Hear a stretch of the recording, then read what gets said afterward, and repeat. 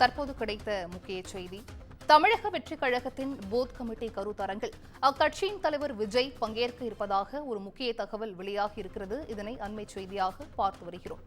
Booth committee கருத்தரங்கில் அக்கட்சியின் தலைவர் விஜய் பங்கேற்க இருப்பதாக தற்போதைய அண்மை தகவல் வெளியாகி இருக்கிறது.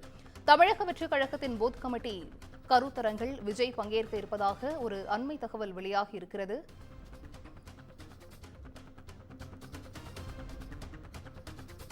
கோவை குறும்பாலயத்தில் ஏப்ரல் 26 மற்றும் 27 வாக்குச்சாவடி முகவர்கள் கருத்தரங்கம் நடைபெற இருக்கிறது.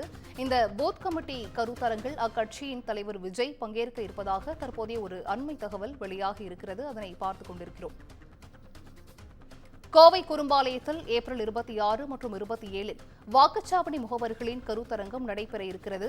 இந்த பூத் கமிட்டி கருத்தரங்கில் அக்கட்சியின் தலைவர் விஜய் பங்கேற்க இருப்பதாக ஒரு அண்மை தகவல் வெளியாகி இருக்கிறது. தமிழக வெற்றிக் கழகத்தின் பூத் கமிட்டி கருத்தரங்கில் அக்கட்சியின் தலைவர் விஜய் பங்கேற்க இருப்பதாக தகவல் வெளியாகி இருக்கிறது. கோவை குறும்பாலயத்தில் ஏப்ரல் 26 மற்றும் 27 வாக்குச்சாவடி முகவர்களின் கருத்தரங்கம் நடைபெறுகிறது. இந்த கருத்தரங்கில் தாவேக தலைவர் விஜய் பங்கேற்க இருப்பதாக பொதுச் செயலாளர் என் ஆனந்த் அதிகாரப்பூர்வமாக அறிக்கை ஒன்றை வெளியிட்டிருக்கிறார். கூடுதல் விவரங்களை செய்தியாளர் சிவகுமார் வழங்கிட கேட்கலாம். சிவகுமார், வணக்கம். பூத் கமிட்டி கருத்தரங்கில் அக்கட்சியின் தலைவர் விஜய் பங்கேற்க இருப்பதாக ஒரு அண்மை தகவல் வெளியாகி இருக்கிறது. இது குறித்தான முழு விவரங்கள் சிவகுமார்.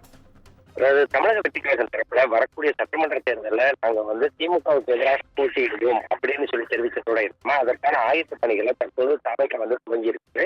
இதுல இன்னைக்கு பாத்தீங்கன்னா தமிழக வெற்றிக் கழகம் தரப்புல அதோட பொதுச் செயலாளர் புஷி ஆனந்த் ட்விட்டர் தளத்துல ஒரு பதிவு ஒன்று வெளியிட்டிருக்கிறார். அதாவது அந்த சாட் வெளியிட்டிருக்கிறாரு. இதன் அடிப்படையில் அவர் என்ன தெரிவிச்சிருக்கிறாங்கன்னா, தமிழ்நாடு மக்களின் ஒட்டுமொத்த பேரன்பையும் பேராதரையும் பெற்ற தமிழக வெற்றிக் கழக தலைவர் அவர்கள் தமிழக வெற்றிக் கழகத்தை தொடங்கிய நாள் முதலே நமக்கான வெற்றி பாதை விரிவடைந்து கொண்டே இருக்கிறதும் செல்வாக்கு வளர்ந்து கொண்டே வருகிறதும் நமது கொடி அறிமுக விழா, வெற்றி கொள்கை விழா போன்றவைகள் 2ஆம் ஆண்டு தொடக்க விழா மற்றும் இதர பணிகள் வாயிலாக தொடர்ந்து நம்ம செஞ்சுட்டு இருக்கிறோம்.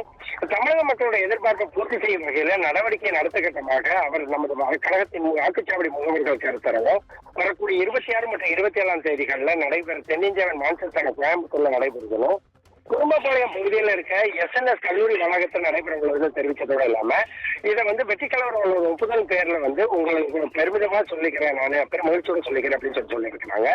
இந்த 2 நாள் கருத்தரங்குல முதல் நாள்ல 10 கழக மாவட்ட செயலாளர்கள், அதாவது 26 4ஆம் தேதி, அதாவது 26ஆம் தேதி 4வது மாசம் அன்னைக்கு ஈரோடு கிழக்கு மாவட்டம், அதே மாதிரி ஈரோடு மாநகர், ஈரோடு மேற்கு, சேலம் கிழக்கு, சேலம் மேற்கு, சேலம் மத்திய மாவட்டம், அதே மாதிரி பாத்தீங்கன்னா சேலம் வடமேற்கு மாவட்டம், சேலம் தெற்கு மாவட்டம், நாமக்கல் கிழக்கு மாவட்டம், நாமக்கல் மேற்கு மாவட்டம் ஆகியவை வரக்கூடிய 26ஆம் தேதியும், அதே மாதிரி கரூர் மேற்கு கிழக்கு மாவட்டங்கள், அதே மாதிரி கோவை மாநகர் மாவட்டம், கோவை தெற்கு கிழக்கு, அதே மாதிரி கோவை புறநகர் கிழக்கு மாவட்டம், கோவை புறநகர் வடக்கு மாவட்டம், அதே மாதிரி திருப்பூர் மேற்கு, தெற்கு, கிழக்கு, மாநகர், அதே மாதிரி நீலகிரி கிழக்கு மாவட்டம், நீலகிரி மேற்கு மாவட்டம் போன்றவைகள் 27ஆம் தேதி நடைபெறுவதாக அறிவிச்சதோடு இல்லாம இந்த கருத்தரங்களை விஜய் கலந்து கொண்டு தமிழகத்தில் ஆட்சி மாற்றத்திற்கான செயல்பாடுகள் குறித்தும் 2026ஆம் ஆண்டு தேர்தலுக்கான களப்பணிகள் குறித்தும் அதற்கு குறித்த கழகம் சார்ந்த மேற்கொள்ள வேண்டிய கடமைகள் குறித்து விளக்குரை ஆற்ற உள்ளார்னு சொல்லி தெரிவிச்சிருக்கிறாங்க.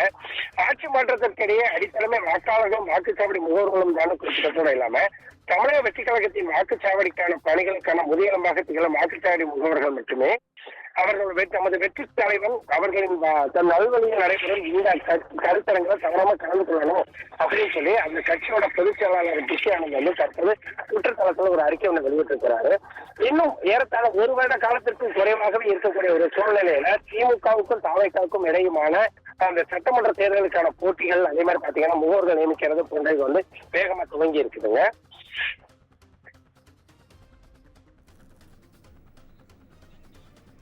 விவரங்களை வழங்கியமைக்கு நன்றி சிவகுமார்.